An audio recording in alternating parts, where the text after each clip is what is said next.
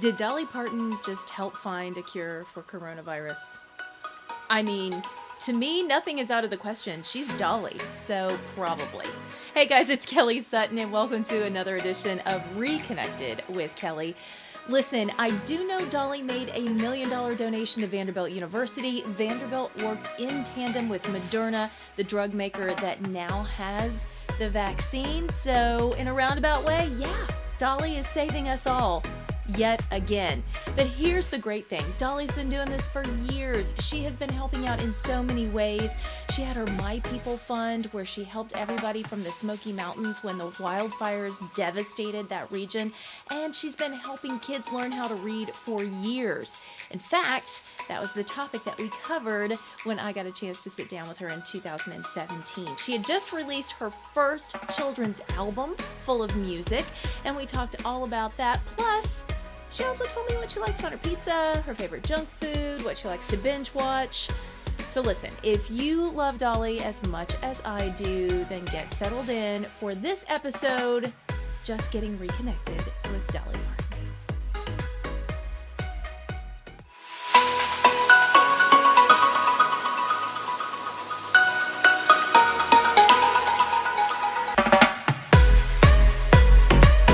A blue piece of thread. Lift your, yep, got it. Thank you. You're welcome. Gotta take care of one well, another. I'm saying, you know, that's how we do. Rolling on wide, All right. rolling tight, speeding both cameras, slate. Okay. Hey everybody, we are so excited we get to talk to Miss Dolly Parton, who has her first ever children's album coming out. Why did it take so long? I don't know. I know. When I saw that you were doing this, I thought, this is just such a perfect fit with Imagination Library, everything that you've done with giving away books. I felt like you should have done this before. Well, you know what? I've always wanted to, but it's like one of those things where timing is everything. Right. But I've been writing songs for years, as you mentioned, for the Imagination Library. But it was just this year, because when I found out that we were giving away our 100 millionth book, and then also the success of the two Coat of Many Colors movies, we've got a lot of new fans and children, and I wasn't sure what I wanted to do musically, and that was God's way of saying, put that children's album out. So I did. You did. October 13th coming out, I Believe in You. When you announced it, you brought a lot of our friends, and my little girl got to be there to watch you sing. Were you nervous to come out and sing to kids? That's a different audience. No, I wasn't nervous about the kids. I was nervous about all of you, the press that brought the kids. I was like, oh, they're going to, because it was like we were doing a kind of a review. Yeah. So, but the kids, I have no trouble with kids. I am a kid, and they love me, and I love them. And we just kind of just, like magnets, we just fit together. So, but it was fun getting to do that, for the kids and letting them sing along with me or hear me, sing or tell the stories and all that. Well, it's interesting, too, because you take on some topics that are very timely and not necessarily lighthearted when we're talking about bullying and things that a lot of these kids are going through these days. Yeah, but I do it in a fun, teaching way, almost like I'm Miss Dolly, their school teacher. Yes.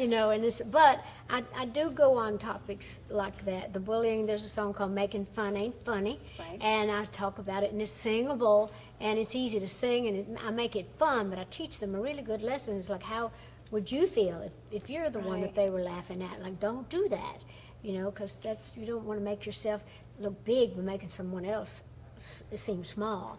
And so I think I've got a lot of good messages in there, and I really think this day and time, the world is so crazy and dark. I think it's very uplifting even for the parents. I think that the whole family might get a blessing out of it. Absolutely. Or some joy. Absolutely. I just can't keep up with you because you have so many things that are going on, and we love the movies that you've been doing with NBC. So, thank you. What do we got? Do we have one coming up this year, or is it going to happen No, next? they'll probably show the ones that we did. I don't have one in the movie. I don't have one in the works that could come out this year. But we're working on some things for TV, so hopefully we'll have some more things on next year. Now, I know you're working on a movie right now with Jennifer Aniston. Tell me about this. Actually, Jennifer is producing and acting in a movie called Dumpling. Okay. And they're just using my music because the story was from a New York Times bestseller list 2 or 3 years ago about this little heavy girl that her mom, who's Jennifer Aniston, was a beauty queen and won the contest many years ago, but now she still puts these shows on for the little beauty queens, and her daughter wants to be in it, but she's overweight, and so her mother's always called her Dumpling, just affectionately. But anyway, so the little girl in the story is that she loves my music and my sayings, and that I've been an inspiration to her. And I hadn't read the book, and then they sent it to me. So they're using tons of my songs from the old days in the movie, in the soundtrack, and I've written 2 or 3 new things for it. I'm not in the movie. Okay, but all the music is going to be a part of it. Now, I have to ask you this because we're talking about kids and so many generations that have been influenced by you. Do you ever get a kick out of, or how does it feel when somebody says, number one, they've named their child Dolly, or in Jennifer Aniston's case, she named her dog Dolly? Oh, I know, that's true, she did. And the other day, somebody said, one of the fans, somebody got mad at me because at the award show when I didn't, say something about the political stuff. And one of the girls that was a big fan of mine, she called the office and said, I can't believe you didn't say something, to uphold everything. And she said, I had a dog named Dolly and one named Parton, and I'm changing their names, and I'm never coming to Dollywood. But I think she had 2 dogs, one was named Dolly and one named Parton, and I got the biggest kick out of that. But it does make me feel good I hope she'll come back, and I hope she'll forgive me. I didn't do anything. You didn't do it. You were in a very strange situation at that moment. So my heart went out to you. When all else fails, I just do a boob joke. Well, or something. But anyhow, never fails. But the point is, it does make me feel good for some of these younger people to say that I've inspired them, or that they've named their cats and dogs after me. I guess I should. If I had enough sense, I'd probably take it as an insult, but I don't. I take it as a compliment. I love the fact that you were reunited. We had the little 9 to 5 reunion that happened there. It got a little weird, but I have to ask, because those 2 are doing a show, Grace and Frankie. Would you ever do a cameo on there? We've been trying to do that ever since they started the show. Okay. And so we keep trying every year, but our schedule is always wrong when they're doing their show, and the time that it would be time for me to do it, because you have to spend like a week, 10 days working on it. I was doing something else. So we talked about it. I'm still going to try. I'm sure it'll be on a long time because it's a great show. It is funny. And so but we haven't been able to schedule it yet.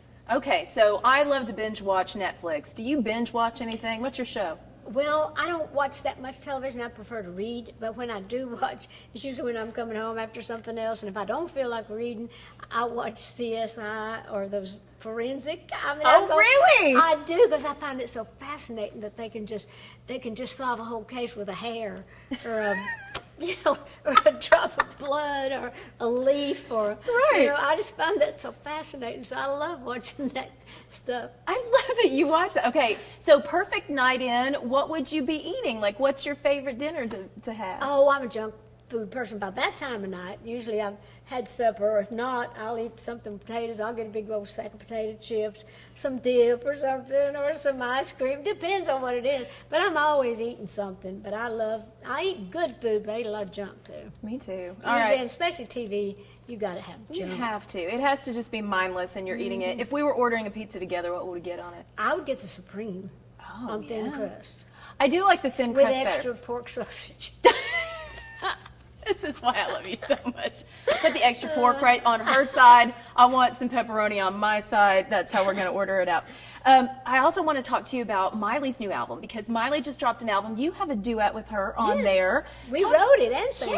I know. Tell me about It's about time. Well, actually, we've just never had the opportunity to get together to do anything because of our schedules also. Right. But she had come up with this idea, this title for her song, and she was working on it, and so she said, won't you help me write this song, and we'll do it on my album. So we kept sending it back and forth, and I'd write, send it back, she'd write some more, she'd send it back, I'd write some more, till we finally got it the way we both liked it. I think her producer wrote some on it too.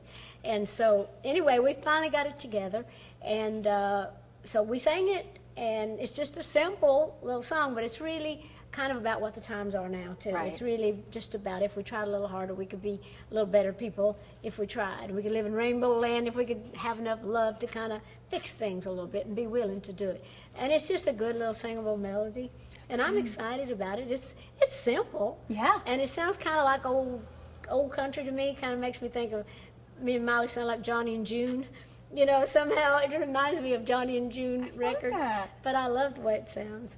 You know, looking at what she's doing now on The Voice, she's really coming on strong. I think She's so good. She That girl, really her has been. timing is so good. She's Right. so smart. Her comedic timing is great. She's very witty, very clever, and she's a great little hostess. I just think Molly's great. I love her writing. I love her singing. I just love the way she is, and she had to grow up, but don't we all? Yeah, Yeah. absolutely. And so, like I say, I would never say nothing bad about Molly. She's like one of my kids. Of course. Are you going to be able to pop in and help out on The Voice, maybe? Oh, I bet you they'll be asking me while she's there, and I bet you if I can do it at all, I will. And I bet you will sing Rainbow Land. I like those bets. I'm a betting person, so I'm going to bet on it all day long. If there's one thing that people need to know about this new children's album that you really want them to take to heart, what would that be? Well, I just want them to know that this is really good stuff for their kids. I'm trying to be a really good teacher, not that they're not. Sometimes through music, kids can learn a lot. And I just want them to listen to these songs, take it all to heart, have fun with it, and to be just better little people after they listen to the song. Changing the world one child at a time. That's basically what you're doing right now. You know Well, that. I hope I'm changing a little with the books that we give away and the messages we try to get out. And I love kids. I mean, it's fun to play with the kids. I hope this does so well that gives me a reason to do some more. Then I can put a tour together with some big old puppets on stage with all the lightings, create some new characters, and just fill the auditoriums up with kids. Wouldn't that be fun? That would be so much I fun. think so, too. Now, you are going to be taking the stage. Before I let you go, we got to talk about Kenny, his last show. You're going to be there as a part of that. That's going to be bittersweet, isn't it? Well, it is, but Kenny's just going to be retiring from the public, not from me. I'll be able to go up to Kenny's house and sing anytime I want to. And he can come up to my house and sing anytime he wants to. So it's not as sad for me as it is for just the public. I do hate that he's, Right. hanging it up because I love his singing. I do too. And he's done so well. But he's tired of it. He says he's ready to rest a little and enjoy his family. Everybody's got a right to do that. He's not a spry chicken anymore. We're getting there. We're up there. I picture you, Kenny, a thin crust supreme pizza, binge watching CSI. I like the fat bread too. It depends on my mood. I call it fat bread. My husband likes the thicker one. So anyway, but me and Kenny, I'm sure Kenny liked the fat bread because he's a bigger hog as I am. I love you. I love you so much. Everybody, make sure that you pick up the album. It's so perfect. It's perfect timing too for Christmas presents for your little nieces and Yes, it nephews. is. Anybody, get the word out. I believe in you, Dolly. All the money goes to the kids, back to the Imagination Library. So good. Thank you. Thank you. Good to see you. I truly love that woman so much. I really, really do. Listen, if you love this video, I would like for you to subscribe and tell all your friends about it because we need more people to come in and be a part of our community. So, we'll have new episodes for you next week. And in the meantime, make sure that you are staying connected with all of the people and things you love the most. Bye. We love you, Dolly!